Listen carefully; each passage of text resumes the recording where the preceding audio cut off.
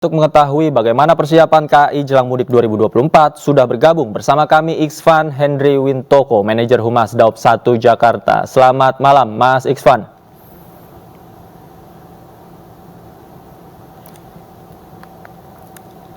Mas Iksvan, selamat malam. Selamat malam, Mas Davi. Oke, Selamat Mas Iksvan, malam. bagaimana persiapan yang dilakukan oleh KAI Daop 1 khususnya menjelang lalu lintas penumpang di mudik menggunakan kereta api ini? Ya, untuk persiapan telah dilakukan oleh manajemen KAI Daop 1 Jakarta.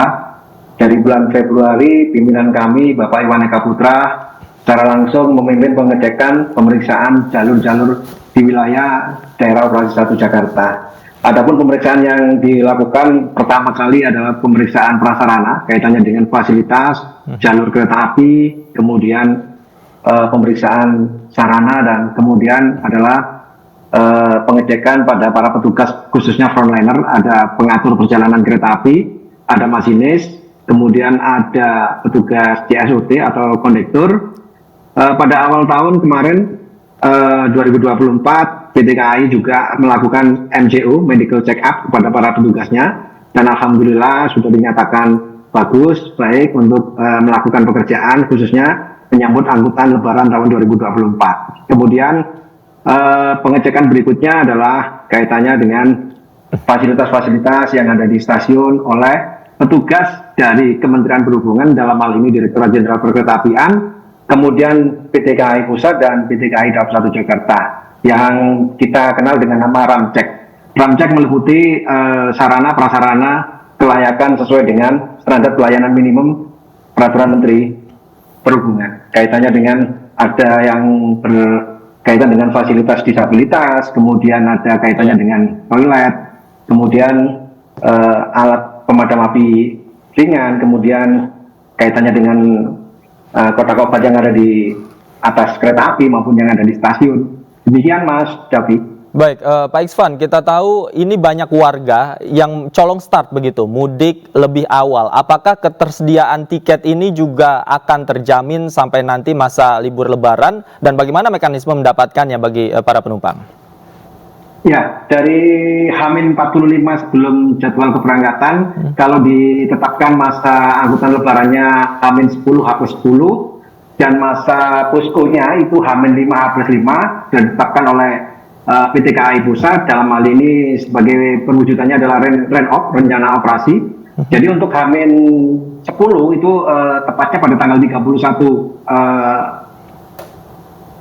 Maret 2024 sampai dengan 21 April 2024. Ditarik 45 hari sebelumnya, kira-kira itu 15 Februari kami sudah melayani penjualan tiket untuk angkutan lebaran. Jadi untuk tanggal-tanggal favorit perlu diketahui, mulai dari tanggal 4, 5 sampai dengan menjelang lebaran, itu penjualan sudah di atas 90% lebih. Bahkan untuk H-2, H-1 bisa mencapai 100% lebih, karena okupansi yang kita akui adalah okupansi dinamis.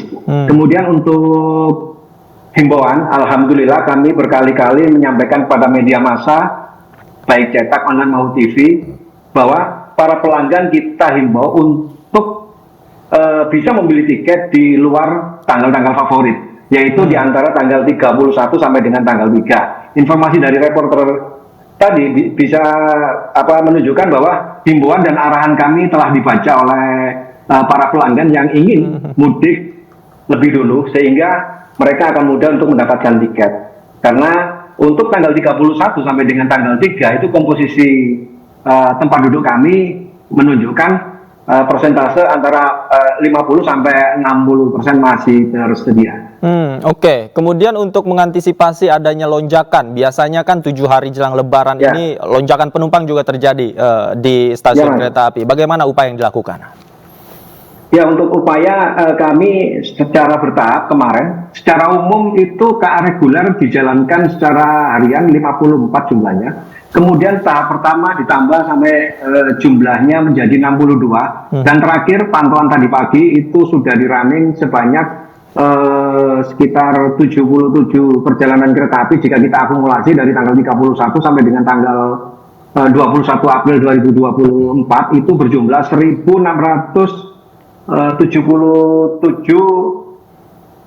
tempat duduk, jika kita rata-rata untuk 1.677 perjalanan kereta api, jika kita rata-rata perharinya, kita menjalankan 77 kereta api setiap harinya selama masa angkutan Lebaran. Dan akumulasi tempat duduk yang kami sediakan dari tanggal 31 sampai dengan tanggal 21 April sekitar 957.138, atau jika diambil rata-rata perharinya kita sediakan 43.506 tempat duduk. Demikian Mas Davi. Oke, kalau dari sisi harga Pak Isvan, apakah nanti juga akan ada kenaikan harga atau harganya stabil? Kalau untuk harga, PT KAI Daop 1 atau PT KAI secara umum itu memberlakukan tarif batas atas dan batas bawah.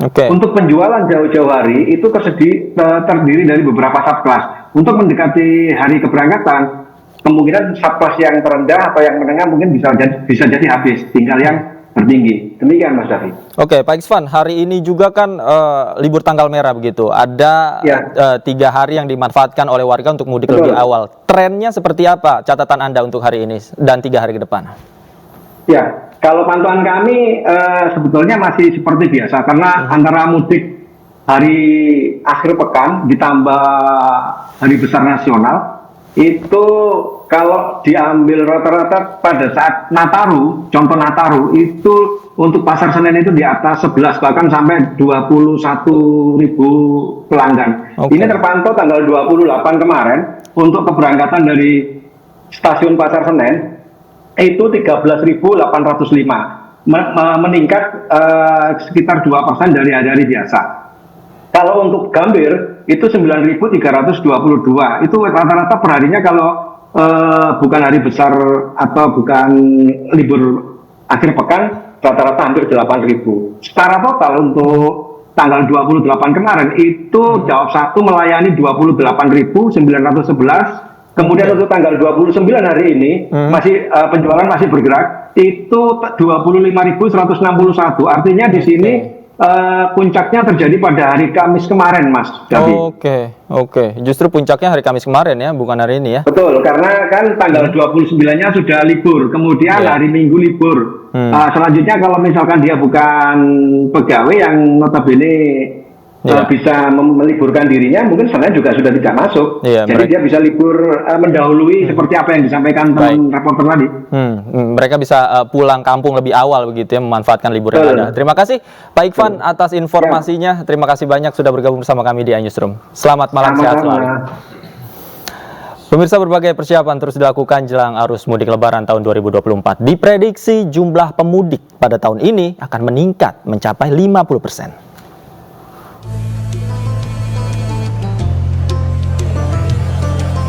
Persiapan demi persiapan terus dilakukan oleh pemerintah baik pusat maupun daerah jelang arus mudik Lebaran 2024. Jumlah pemudik tahun ini diperkirakan akan meningkat signifikan, bahkan mencapai 50% dibanding dengan tahun sebelumnya. Setidaknya 3 titik diperkirakan Kementerian Perhubungan akan mengalami lonjakan pemudik. 3 tempat yang struggling itu adalah 3 tempat. 1 Cipali, karena di sana itu akan ada dari Jakarta, tapi juga ada dari Cisendawu. Nanti detailnya Pak Korlantas bisa sampaikan. Yang kedua di Merak, karena jumlah 193 juta itu sebagian besar di sana. Tetapi kita sudah ada cara untuk gunakan Verizi, di mana orang harus melakukan kegiatan pemesanan 1 hari sebelum berangkat, sehingga tidak terjadi penumpukan. Lalu di Ketapang. Tapi ada juga hal-hal yang kita mapping untuk di laut seperti di Batam, di Samarinda, di Sulsel, Madura. Untuk kapal-kapal bisa terjadi suatu limpahan ya. Nah, oleh karenanya kami sudah koordinasikan dengan Kapolda. Kemarin Pak Kapolri sudah mengumpulkan semuanya, dan kami sudah mention kepada Kapolda untuk melakukan satu kegiatan pemantauan dan mencarikan problem solving bagi kegiatan itu. Untuk mengantisipasi kemacetan panjang, pihak kepolisian sudah mematakan titik-titik krusial yang berpotensi terjadi peningkatan volume kendaraan. Jadi 70% lebih masyarakat kita akan melakukan perjalanan mudik. Artinya 193,6 juta masyarakat Indonesia akan melakukan perjalanan mudik maupun wisata pada musim Lebaran tahun ini. Kita sudah menyiapkan beberapa skema, ya. Kemudian kita juga sudah memetakan titik-titik krusial yang mungkin nanti akan menjadi potensi kemacetan maupun kecelakaan. Sementara itu, meski Hari Raya Lebaran masih 2 minggu mendatang, namun sejumlah lokasi sudah mulai dipadati pemudik. Seperti kawasan Terminal Bis, Stasiun Kereta Api Senen, hingga Bandara Soekarno-Hatta. Tim Liputan iNews melaporkan.